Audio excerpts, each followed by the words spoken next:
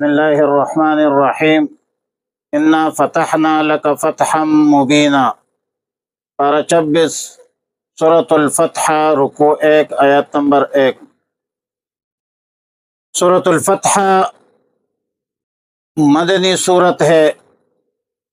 29 آیات اور 4 رکوع پر مشتمل ہے۔ حالت جموعی میں 48ویں نمبر پہ ہے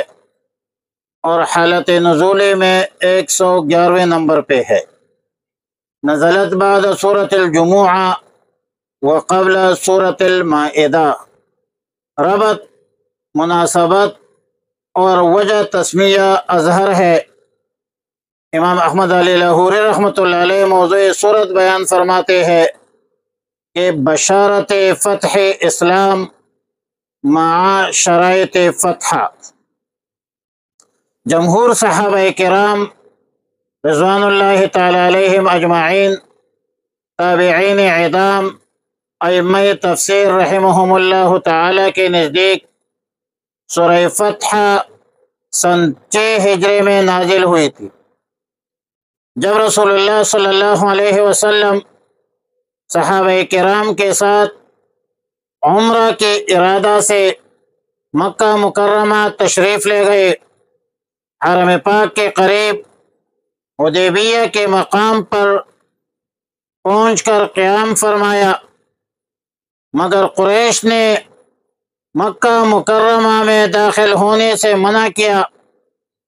پھر صلح کے لیے تیار ہوئے کہ اس سال آپ واپس چلے جائے اور اگلے سال اس عمرہ کی قضا فرمائے۔ بہت سارے صحابہ کرام رضوان اللہ تعالی علیہم اجمعین اور خصوصاً فاروق اعظم سیدنا عمر بن الخطاب رضی اللہ تعالی عنہ اس صلح سے خوش نہیں تھی، مگر رسول اللہ صلی اللہ علیہ وسلم نے ارشادات ربانی سے اس صلح کے انجام کار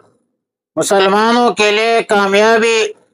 کامرانی کا ذریعہ سمجھ کر قبول کیا، اور جب رسول اللہ صلی اللہ علیہ وسلم نے احرام عمرہ کھول دیا، حدیبیہ سے واپس ہوئے،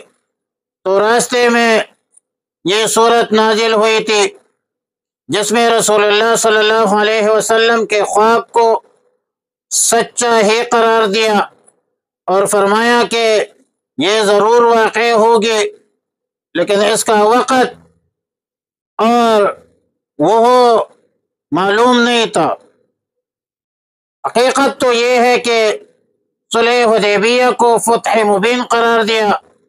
کیونکہ یہ صلح در حقیقت فتح مکہ کا سبب بنی، اور سیدنا عبداللہ ابن مسعود رضی اللہ تعالی عنہما کا قول ہے، دیگر صحابہ کرام بھی فرماتے ہیں کہ تم لوگ فتح مکہ کو فتح کہتے ہو اور ہم صلح حدیبیہ کو فتح سمجھتے ہیں۔ سیدنا براء ابن عازب رضی اللہ تعالی عنہ فرماتے ہیں کہ تم لوگ فتح مکہ کو ہی فتح سمجھتے ہو، اور اس میں کوئی شک نہیں کہ فتح مکہ بھی فتح ہے، لیکن ہم تو واقعہ حدیبیہ کے وقت بیعت رضوان کو ہی اصل فتح سمجھتے ہیں، جس میں رسول اللہ صلی اللہ علیہ وسلم نے 1400 صحابہ کرام سے ایک درخت کیکر کے درخت کے نیچے جہاد کرنے کا بیعت لیا تھا، اور جب یہ معلوم ہوا کہ سورہ واقعہ حدیبیہ میں نازل ہوئی تو اس واقعہ کو ترتیب وار ذکر کرنا مناسب ہوگا جو مستند احادیث کی کتابوں سے ماخوذ ہو۔ تفسیر مظہری اور دیگر تفاسیر نے تفصیلاً ذکر کی ہے، جس سے مذکورہ آیتوں کی تفسیر سمجھنے میں آسانی ہوگی، اور خاص کر ہمارے حضرت مفتی اعظم مفتی محمد شفیع رحمہ اللہ تعالی نے معارف القرآن میں اس کے 12 اجزاء ذکر کیے ہیں۔ پہلا جز اس واقعے کا یہ ہے کہ حدیبیہ ایک مقام ہے جو مکہ مکرمہ سے باہر حدود حرم کے قریب ہے، جس کو آج کل شمیسہ کہا جاتا ہے، اس وقت یہ واقعہ پیش آیا، اور اس واقعے کا اہم جز بروایت عبد بن حمید وابن جریر والبیحقی وغیرہ میں یہ ہے کہ رسول اللہ صلی اللہ علیہ وسلم نے مدینہ منورہ میں ایک خواب دیکھا کہ آپ مکہ مکرمہ میں صحابہ کرام رضوان اللہ تعالی علیہم اجمعین کے ساتھ تسلی اور اطمینان سے داخل ہوئے، اور احرام سے فراغت کے بعد کچھ لوگوں نے حسب ضابطہ سر کا حلق کیا، اور بعض دوستوں نے صحابہ نے قصر کیا، بال کٹوائے۔ اب بیت اللہ میں داخل ہوئے یا رسول اللہ صلی اللہ علیہ وسلم، اور بیت اللہ شریف کی چابی آپ کے ہاتھ میں آئی۔ اب ظاہر ہے کہ انبیاء علیہ السلام کا خواب سچا ہوتا ہے، وحی ہوتی ہے، واضح ہونا یقینی ہے، لیکن سال مہینہ یہ متعین نہیں کیا تھا، اور یہ خواب فتح مکہ کے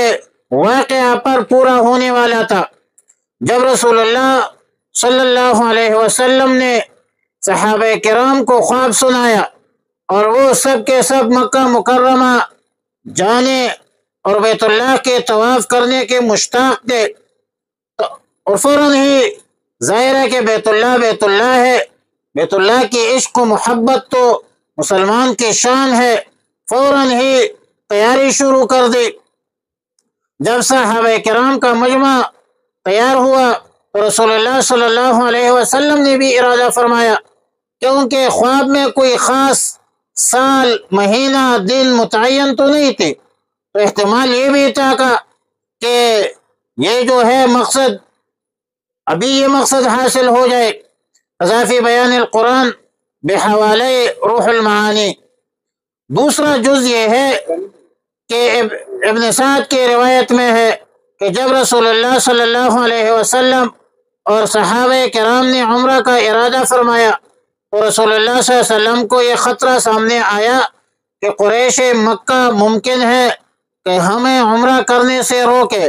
اور ممکن ہے کہ مدافعت کے لیے جنگ کی صورت پیش آ جائے۔ اس لیے رسول اللہ صلی اللہ علیہ وسلم نے مدینہ منورہ کے قریبی دیہات میں اعلان کر کے ان لوگوں کو ساتھ چلنے کی دعوت دی۔ ان میں بہت سے اعراب تھے، دیہاتی تھے، اس نے ساتھ دینے سے عذر والے طاقتور بھی تھے۔ ان کا انجام تو یہ ہونا تھا کہ اس سفر سے وہ